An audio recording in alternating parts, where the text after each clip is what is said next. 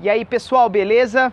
Estamos aí com mais um episódio para suas revisões para a segunda fase da Unesp, tá? E dessa vez eu tô aqui, gordinho aqui, falando para vocês sobre zoologia e algumas doenças, né, desses grupos. Eu vou tentar aí fazer uma abordagem bem rápida sobre algumas características evolutivas dos grupos, tanto de invertebrados quanto de vertebrados, e dentro desses grupos falar sobre algumas doenças, sobre hospedeiros e os ciclos de vidas, ok?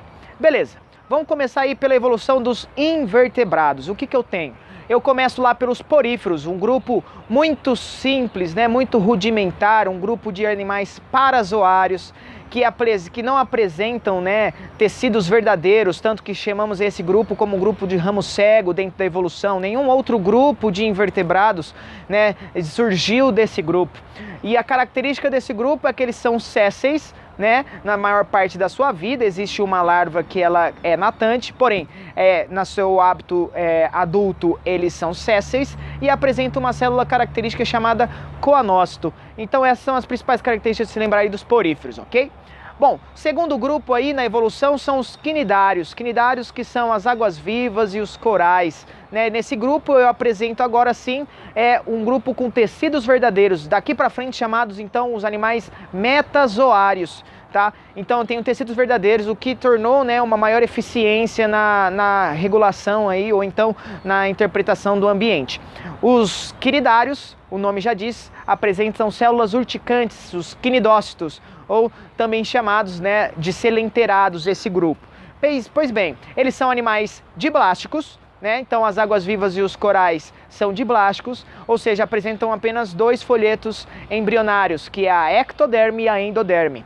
Além disso, apresentam um sistema nervoso muito difuso, ou seja, os neurônios são muito rudimentares, são separados, tem sistema digestório incompleto, né, são enterozoários incompletos que apresentam apenas boca e não apresentam ânus. E além disso, né, um grupo que apresenta a alternância de gerações, a metagênese, no qual eu tenho uma geração séssil, que é o pólipo, e outra geração que é móvel, que é a medusa, ok? Então isso aí é as características interessantes da gente se lembrar dos quinidários. Próximo grupo, plateumintos, e esse aqui a gente dá um pause um pouquinho mais longo. Por quê?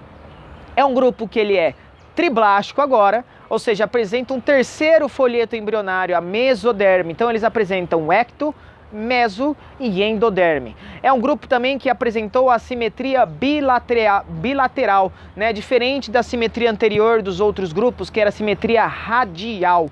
Junto dessa simetria bilateral surgiu a cefalização. Então existe, né, um sistema nervoso ganglionário, uma porção desse sistema nervoso, desses neurônios, se voltou para a parte posterior, né, na verdade para a parte anterior, formando a cefalização, ok? Então nessa forma surgiu, né, uma melhor interpretação dos dados ambientais pelo organismo, por exemplo, a presença de ocelos, tá? Nesse grupo é interessante lembrar também duas doenças, é a teníase, também outra fase, né, outra parte, uma outra forma de parasitose causada pelo mesmo verme, né, que é a Taenia solium, que é a cisticercose, e uma segunda doença chamada esquistossomose. Vamos parar um pouquinho nelas, beleza? Teníase, né, provocada pela Taenia saginata ou Taenia solium. Nesse caso, essa solitária, né, ela tem um ciclo de vida heteroxênico, que tem dois tipos de hospedeiro: o hospedeiro intermediário, que é o porco ou a vaca, e o hospedeiro definitivo, que é o homem.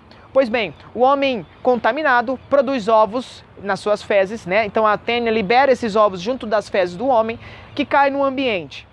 Os porcos e as vacas acabam se contaminando, né, ingerindo esses ovos, e as larvas se desenvolvem nos tecidos musculares desses animais, né, a larva chamada cisticerco.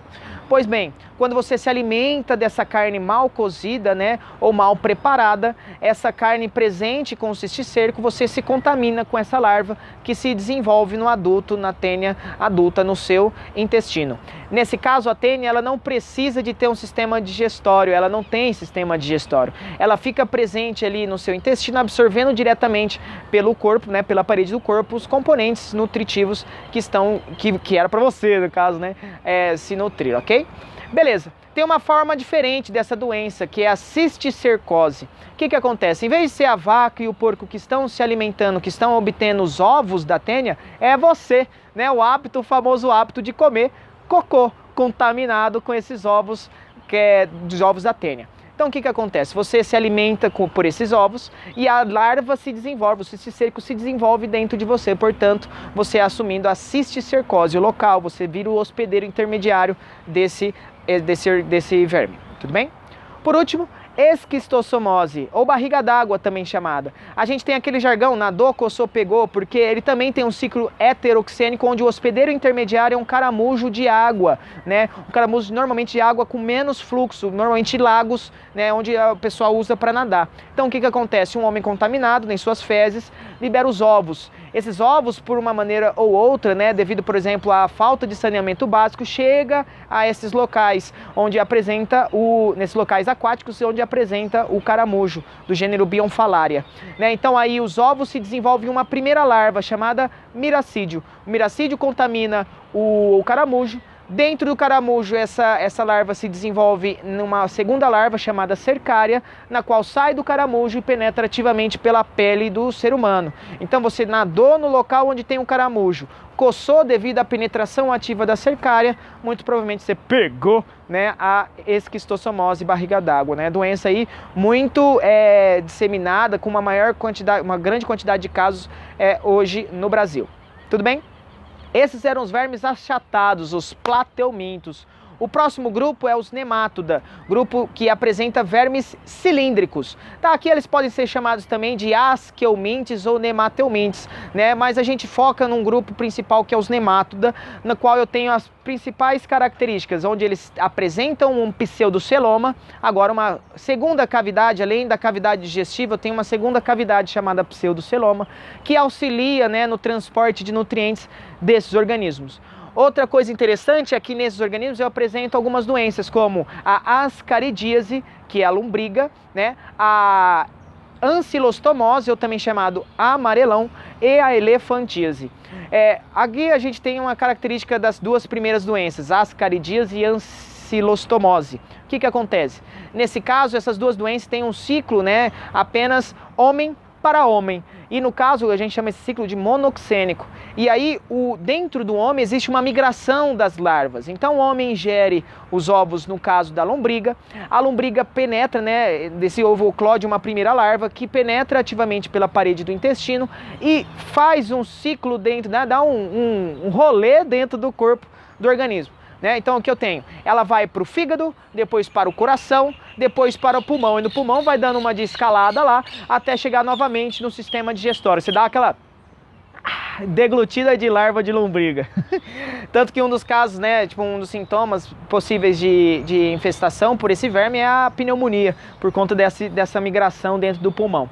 Esse tipo de ciclo de vida a gente chama de ciclo hepatocardiopulmonar. Hepato de fígado, cardio de coração e pulmonar do pulmão, tá? A ancilostomose é um pouquinho diferente, você não se contamina ingerindo ovos, né? Existe a filária, que é uma larva desse ancilostoma que penetra ativamente pela pele, tanto que é o Jeca Tatu, né, o personagem do Monteiro Lobato, que andava descalço, né? Ele se contaminou dessa doença justamente pela penetração ativa no solo, né, direto pela pele do pé dessa larva. E aí, novamente, um ciclo hepatocardiopulmonar chegando no intestino, e no caso da ancilostomose, né, essas larvas se desenvolvem, né, esses vermes se desenvolvem mesmo no intestino, ok? Beleza? E por último, a filariose, um pouquinho diferente dessas últimas, que a filariose ela é transmitida por um mosquito, né, o Culex. No caso, a filariose transmitida por esse Culex aí, ele acaba sendo um vetor da doença. Então, filariose, que também é chamado elefantíase, esses vermes se localizam, né, eles se alojam nos vasos linfáticos, então acaba se acumulando água, né, em determinados órgãos, muito provavelmente nos próximos da onde ocorreu a picada, e aí acumula a água e aí fica grande esses órgãos, ok? Esses foram os nemátoda. Próximo grupo agora são os celomados verdadeiros, os moluscos, tá? Na qual eu tenho aí a presença também de um sistema circulatório aberto e fechado. Nossa, acabei de lembrar também. Aonde surgiu o sistema digestório completo? É no grupo anterior, dos nemátoda. Então, molusco, assim como nemátoda, apresenta sistema digestório completo. E aí, meu querido, é o seguinte, aqui nos moluscos eu tenho três grupos, gastrópodas e bivalves, que apresentam o sistema circulatório aberto, e os cefalópodes, que apresentam um sistema circulatório fechado. A diferença desses dois tipos de sistema circulatório é que o aberto, o sangue ou hemolinfas flui de dentro dos vasos para os tecidos, enquanto o sistema circulatório fechado esse sangue ou essa hemolinfa circula apenas dentro dos vasos, uma forma mais eficiente de transporte de nutrientes, ok? O próximo grupo, que são os anelídeos, ocorreu a tal metameria ou segmentação corporal, uma forma de organizar o corpo bem melhor, assim, ok? Então eu tenho a separação em segmentos, onde cada segmento tem o seu gânglio aí nervoso, gerando uma melhor eficiência na compreensão e na manutenção desses segmentos. Fechou? Próximo grupo, aí sim, caos, grupo muito diverso aí, que são os artrópodes. Ok? Os artrópodes agora eu tenho características exclusivas dos grupos, que é a presença do exoesqueleto quitinoso, que é um carboidrato, e os apêndices locomotores articulados. Nesse caso, são artrópodes porque tem esses apêndices articulados, ok? E nesse grupo é caos. Caos não, É uma grande diversidade de características. Primeiro, eu tenho sistemas respiratórios diferentes. Por exemplo, eu tenho filotraqueias nos aracnídeos, eu tenho, que também são chamados de pulmões foliáceos, eu tenho as traqueias nos insetos, tipo de sistema respiratório que não depende dos fluidos para o transporte de gases, então as traqueias comunicam o ar atmosférico diretamente com os tecidos, ok? Também tenho brânquias, no caso dos crustáceos, então eu tenho aí 3 tipos básicos de respiração: filotraqueias ou pulmões foliáceos, traqueias no caso dos insetos e branquial nos crustáceos, ok? Beleza. Tipos de sistema excretório diferentes, Nesse grupo eu também tenho uma variação muito grande. Eu tenho os túbulos de Malpighi nos insetos e nos miriápoda, eu tenho as glândulas coxais, no caso dos aracnídeos, e as glândulas antenais ou glândulas verdes, no caso dos crustáceos, 3 tipos diferentes de excreção surgidos presentes nesses grupos, ok? Eu tenho aí, interessante, a adaptação ao ambiente terrestre. Qual foi? A presença desses apêndices articulados, desse exoesqueleto quitinoso, possibilitou eles a conquista do ambiente terrestre, onde o exoesqueleto dá uma melhor proteção à perda de água e os apêndices articulados uma melhor locomoção no ambiente terrestre, onde eu não tenho mais o empuxo que tinha lá na água, ok? Então essas aí são características interessantes a serem lembradas, visto que esse exoesqueleto aí, de tempos em tempos, ocorre a muda desse exoesqueleto, permitindo o crescimento. Então o crescimento de um artrópode é um crescimento em etapas, devido à presença dessas equidizes, dessas mudas. Fechou? Para finalizar então os invertebrados, eu tenho o último grupo, quinodermos, um grupo aí característico pela presença do sistema ambulacral e de uma simetria radial. O sistema ambulacral faz tudo para esse grupo, É um sistema que circula nutrientes, é um sistema que transporta também gases, Então ele bateu no liquidificador tudo e colocou tudo dentro do sistema ambulacral. Já essa presença de simetria radial é que nos animais, quando surgiu lá nos plateumintos a simetria bilateral, ela persistiu até os artrópodes. Aqui eu apresento a simetria bilateral apenas no desenvolvimento embrionário, onde ocorre a alteração dessa simetria bilateral para a simetria radial, ok? Então essa é a característica dos equinodermos, grupo mais próximos dos cordados aí que nós temos. Uma coisa interessante do porquê a gente coloca eles tão próximos dos cordados, porque apresentam características semelhantes, E a principal característica é que agora esse grupo ele é deuterostômio. Nossa, professor, muitas palavras difíceis dessa aula, então vamos com calma. Deuterostômio e protostômio. O que é isso? Durante o desenvolvimento embrionário, existe a formação de um buraco, uma abertura chamada blastóporo. Todos os animais, desde os quinidários até os artrópodes, até agora, esse blastóporo, ele originava primeiramente a boca. Então é protostômios, primeiro a boca. Já nos deuterostômios, que é o caso dos equinodermos e dos cordados, esse blastóporo origina o ânus. A gente nasce com a bunda primeiro. Então esse deuterostômio é característico lá dos equinodermos e persiste para os cordados. Fechou? Vamos então aí para os cordados, que dentro dos cordados existem grupos separados. Eu tenho os urocordados, os cefalocordados e os vertebrados, que aqui na aula de hoje a gente foca nos vertebrados, ok? Bom, aqui nos vertebrados eu tenho a separação em 5 grupos especiais. Até parece escola de samba, mas fraga aí. eu tenho os peixes, divididos aqui entre condrictes e osteíctes, peixes cartilaginosos e peixes ósseos. Eu tenho os anfíbios, eu tenho os répteis e as aves, né? Então um grupo muito parentado um dos outros. Na verdade, aves é um grupo especial de répteis, aí se a gente fosse avaliar evolutivamente, e os mamíferos. Beleza? Vamos falar aí algumas características principais desses grupos que possa cair aí na sua prova de segunda fase. Peixes. Condrictes é o grupo mais antigo, né, dos peixes, os peixes cartilaginosos, que incluem aí os tubarões, as raias, né? Nesse grupo, o que eu tenho? Eu tenho a presença de ampolas de Lorenzini, né? Então eu tenho uma forma de interpretação do ambiente, né, células sensoriais chamadas ampolas de Lorenzini. Eu não tenho uma adaptação para o controle de flutuabilidade, então esse organismo, esse peixe, ele precisa estar em constante natação, né? Eu tenho um corpo mais achatado dorso-ventralmente, além da presença, né, das brânquias não apresentarem aí um compartimento, né, ou então algum osso que faça com que exista uma melhor controle do fluxo de água. Então o animal ele precisa ficar nadando, além de controlar a flutuabilidade, para o fluxo de água das brânquias, ok? Uma coisa interessante é que dentro dos peixes, esse é um grupo que excreta ureia, tá? Então o tipo de excreta nitrogenada do grupo é ureia. Próximo grupo, né, o grupo um pouco mais derivado, que são os osteíctes, os peixes ósseos. Aqui olha só como é interessante, ele tem um controle de flutuabilidade realizado pela bexiga natatória.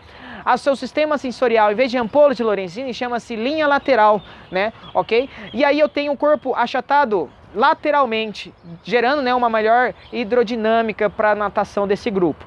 Além disso, né, eu tenho a presença do opérculo, que produz uma câmara, né, onde fica armazenada essa brânquia. Então o animal ele não precisa ficar nadando para gerar o fluxo, né, de água nas brânquias. Apenas pela presença desse opérculo ele gera uma questão de pressão negativa interna, que faz com que a pressão externa empurre a água, e aí esse fluxo de água nas brânquias fica melhor definido. Beleza? Então, bexiga natatória, linha lateral, e essas características são interessantes a gente lembrar dos peixes ósseos. Desses peixes ósseos, alguns grupos, né, geraram, né, os apêndices locomotores. Daí surgiu os tetrápodes, que o primeiro grupo de tetrápodes são os anfíbios. Então eles apresentam os 4 apêndices locomotores na sua vida adulta, tendo apenas, né, na sua fase larval, lá na fase de desenvolvimento aquático, que é o girino, a não presença desses apêndices, na qual o girino excreta amônia, assim como o grupo anterior de peixes, os peixes ósseos. Aí no anfíbio adulto eu excreto ureia, tudo bem? Então aí eu tenho um cara que é tetrápode, eu tenho um cara lá na vida adulta que tem a respiração pulmonar e respiração cutânea, que são duas características que os adaptaram a essa saída da água para o ambiente terrestre. Entretanto, algumas características ainda presentes neles fazem com que eles sejam ainda muito dependentes do ambiente aquático. Por exemplo, a pele é não queratinizada, não protegida, pele nua, na qual ele perde muito facilmente água por desidratação, né, por transpiração no ambiente terrestre. E outra coisa é que a fecundação desse grupo, assim como dos peixes, é externa. Ele necessita do ambiente aquático para que os gametas se encontrem. Então essas duas últimas características fazem com que eles sejam ainda muito dependentes de um ambiente aquático úmido. Tudo bem? Próximo grupo, agora com uma evolução característica que assumiu estruturas que permitiram a perfeita, né, a total conquista do ambiente terrestre, que são os répteis. Os répteis eles apresentam a pele queratinizada, então existe uma menor perda de água por transpiração. Eu tenho também a presença de ovo com casca, eliminando aquela necessidade de depositar os ovos no ambiente aquático. Então eu tenho o ovo protegendo, né, o embrião, além desse ovo ser um ovo amniótico, que é um saco onde permanece o embrião dentro desse saco com um líquido. Então esse embrião não tem o ressecamento característico do ambiente terrestre. Outra característica interessante também é que esse grupo apresenta pulmões alveolados, pulmões com a presença de alvéolos, que são mais característicos, mais eficientes para a reabsorção de água no ambiente terrestre. Fechou? Interessante, né? Nessa evolução aí, a gente também tem uma diferenciação do sistema circulatório. Lá nos peixes eu tenho um sistema circulatório simples, onde apenas passa uma vez o sangue no coração, apenas um tipo de sangue, sangue venoso. Nos anfíbios eu tenho um sistema circulatório duplo incompleto, onde dentro do coração eu tenho a presença de 3 cavidades com a mistura de sangue. Já nos répteis eu tenho duas coisas. Eu tenho um coração tricavitário, onde eu apresento ainda a mistura de sangue, então é um sistema circulatório duplo incompleto ainda, com uma parcial separação, que é o septo de Sabatier lá que a gente observa nas cobras, nos lagartos e nas tartarugas. E o coração tetracavitário, característico, né, dos crocodilianos, onde eu tenho a separação completa, não existe a mistura de sangue dentro do coração, sendo então um duplo completo, sistema circulatório fechado duplo e completo. Daí, né, a gente vê a relação de répteis com aves. Aves é um grupo que tem a separação completa, né, das 4 cavidades, dos átrios e dos ventrículos, não misturando, portanto, o sangue em nenhuma parte do corpo. Né? Então aí eu tenho um sistema circulatório duplo e fechado, sistema circulatório fechado duplo e completo também. Só que interessante é que as aves existem aquelas adaptações ao voo, a presença de penas, os ossos pneumáticos, a ausência de bexigas em alguns organismos, né? O esternum, que é esse osso intermediário aqui das costelas, que é em formato de quilha, né? Eu tenho a presença de alguns organismos da glândula uropigiana, que produz um óleo que pode revestir, né? Que pode revestir as penas e fazendo com que ele não encharque essas penas. Então essas adaptações são muito interessantes às aves. E aqui as aves são muito interessantes, próximas aos mamíferos, porque são animais endotérmicos. O que são animais endotérmicos? São animais que produzem calor, né? Mantêm a temperatura corporal por calor produzido internamente, diferentemente dos répteis, anfíbios e peixes, que eram os animais ectotérmicos, dependiam do ambiente externo, né? De fontes externas de calor para controlar a sua temperatura. Ok?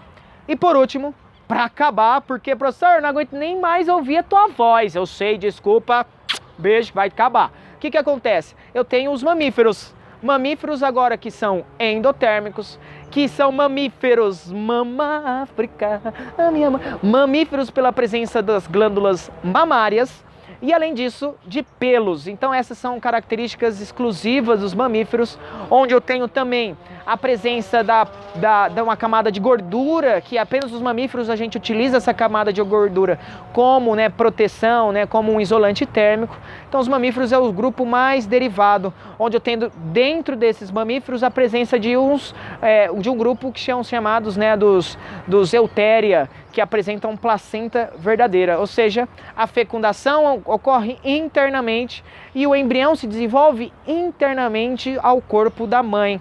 Assim você tem uma melhor proteção do embrião, fazendo com que a sua reprodução seja mais bem sucedida. Ok? Aqui, por último, né, cabe uma reflexão. Se você avaliar as excretas desses vertebrados, você consegue observar um pouquinho da adaptação ao ambiente terrestre, na verdade, adaptação ao meio onde vivem. Por exemplo, aqueles organismos que excretam amônia, os peixes ósseos e os girinos lá, né, aquela fase larval dos anfíbios, são ambientes muito aquáticos, né, são ambientes aquáticos, na qual você tem uma melhor diluição desse composto tóxico, que é a amônia, na qual você utiliza uma menor quantidade de energia para produzir, só que você necessita dessa grande quantidade de água. Já nos animais que conquistaram verdadeiramente o ambiente terrestre, que são os répteis ali, né, e as aves como um grupo de dentro de répteis, o que eu tenho? Eu tenho uma excreta de ácido úrico. Qual que é a diferença, né? O ácido úrico você leva, né, um desperdício maior de energia, porém é uma excreta que precisa de uma menor quantidade de água. E faz sentido, né? Você evitar o desperdício de água em um ambiente que faz você perder bastante água, que é o terrestre. Então excretas como ácido úrico, os uricotéricos, que são os répteis e as aves, são animais adaptados a evitar a perda de água aí no ambiente terrestre. E por último, excreta como ureia, que é um intermediário entre amônia e ácido úrico. Não existe tanto gasto energético, você precisa de uma quantidade razoável de água, mas nem tanto também. Mas quem excreta ureia são os peixes cartilaginosos, os anfíbios adultos e aqui os nossos coleguinhas, os mamíferos, os fofídeos, ok? Então, essa foi a última reflexão da nossa videoaula, espero que tenha ajudado vocês. Um beijo, um queijo, é nóis!